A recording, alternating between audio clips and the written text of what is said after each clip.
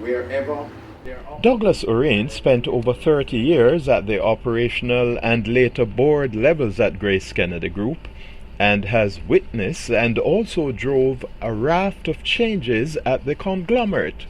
Some of the changes were driven by national events and others via a deeply embedded culture of grasping opportunities. There are always positives in every situation. So in the early 1980s, the issue GraceKennedy faced is that we actually use more foreign exchange than we earn. And this became an obsession for us to solve this. So we spent a huge amount of time on finding ways to export in a very systematic way, to build our businesses, to grow internationally, to provide services overseas, and also to tap into something which we knew was there because of our food business. We had been selling to our food products to cane cutters in Florida in the 1980s. And they said, we went to visit them because one of the cultural aspects of being in GraceKennedy is always be close to your customers. So we would go and visit the cane cutters. And the cane cutters said, you know, we're so happy that we have our Grace brand products here in Central Florida, but how do we get our money back to Jamaica? Because if we mail it, people steal it. If we send it with a friend, we're not sure if it gets there. And we said, you know what, we need to find a way to start a remittance business. And what we actually did, we started the research in the 1980s, late 80s, to start a remittance company. And a few weeks after we got into the depths of doing the research, Western Union appeared and said, we're looking for an agent in Jamaica. And we said, yes. And that is what it means when preparation meets opportunity. And so therefore we were able to find a way to move ahead with them as our partners. It's grown into one of our largest businesses. And also done many different things. One of them is has put the company together with our exports of food and other services in a surplus position in foreign exchange. But then more importantly to me, it has linked the diaspora with Jamaica.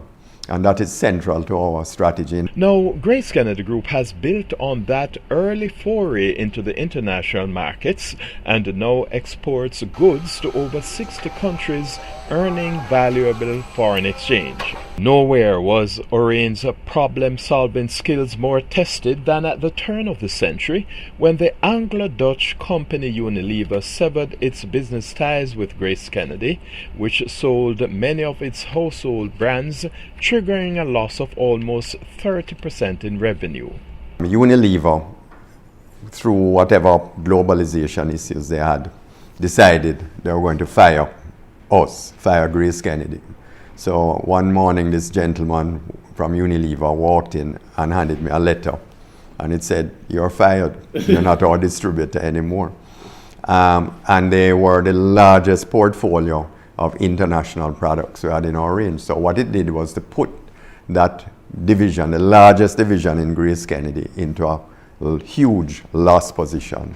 And we said, this was around the year 2000. We said, we cannot continue this way. So how did the conglomerate extricate itself from this catastrophic event? We did several things. The first one we said is that we're going to launch our own products so that our destiny is within our hands permanently in the future.